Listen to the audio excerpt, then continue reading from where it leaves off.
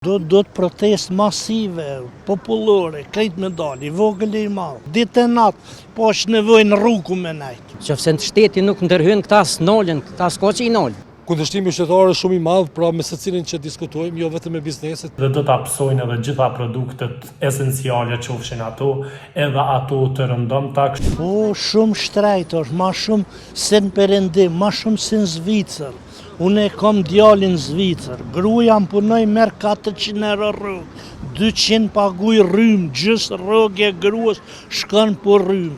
Së kur djali janë Zvicër me pagu e ka 5.000 franga rrogën, me pagu 2.500 franga në mujtë. Ajo është e njëjtë, na nuk mund e përballojmë këtë çmime. Do të protestë masive, popullore, krejt me dali, vogël e i madh. Ditë e natë, po është nevojë në rrugë me nejt. Ky çmim është jo real, do më thonë është diskriminues për gjithë qytetarët edhe çdo protestë e cila organizohet do t'i bashkangjitëm. Këtu përkundrazi duke pas parasysh standardin që kemi na, këtu përkundrazi po shtrajtohet. Qofse në shteti nuk ndërhyjnë këta s'nolën, këta s'ka që i nolën. Diskutimi për brenda grupit është që protestat të mbahet ose me datën 4 ose me datën 5 prill. Me sa po shihet të gjithë shumica dërmuese e anëtarëve të grupit janë që protestat të bëhet me datën 5, pra i vjen ditë e shtunë, pasi që është edhe ditë pushimit. Sigurisht që aktiviteti jonë është i përditshëm duke kontaktu qoftë me biznese, qoftë me organizata jo qeveritare, qoftë me grupe tjera të organizuara të qytetarëve, sepse ky vendim e prek secilin.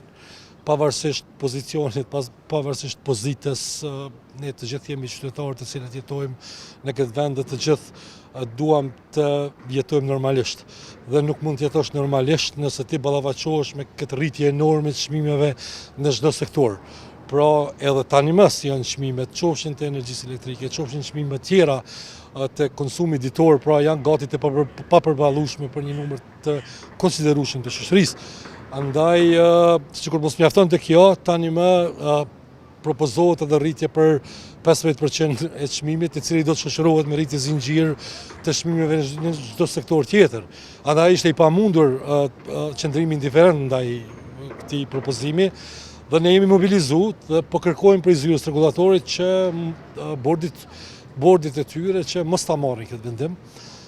Kundërshtimi qytetarë është shumë i madh, pra me secilin që diskutojmë, jo vetëm me bizneset, por edhe me qytetarët, të gjithë janë të gatshëm të angazhohen për ta kundërshtuar, qoftë me protesta, po qoftë edhe me mënyra tjera. Ne jemi duke u përgatitur që ta iniciojmë një fushatë e cila do të kërkojë prej qytetarëve bojkotin e pagesës së energjisë elektrike, sepse nëse ata japin të drejtë vetes që ta rëndojnë jetën tonë, duke marrur vendime që direkt ndikojnë në xhepin e qytetarit, atëherë edhe qytetarët kanë të drejtë të bëjnë rezistencë, sepse kjo është një diçka e cila e pamundson jetën normale. Ne nuk do të ndalemi derisa ky vendim urojmë spaj të mos merret dhe do i sugjeroja zyrës rregullatorit që mos ta merr këtë vendim.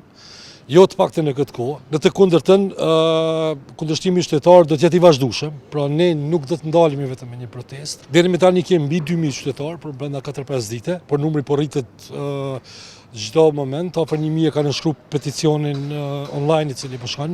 Andaj pakënaqësia qytetare është e madhe ndaj këtij vendimi të dëmshëm. Rritja e energjisë elektrike për 15% është një lajm jo shumë i mirë për qytetarët e vendit dhe jo shumë i mirë edhe për bizneset, sepse edhe bizneset do ta kenë një tarifë paguaje rrymën para se të vijë koha e shfrytëzimit të energjisë dhe sigurisht institucionet janë shumë afër të bërit biznes me energji, kështu që kur kemi interes qeveritar në të bërit pazare energjetike, atëherë edhe qytetari do ta psoj dhe sigurisht do ta psoj edhe me këtë rritjen prej 15% dhe do ta psojnë edhe gjitha produktet esenciale qofshin ato, edhe ato të rëndomta.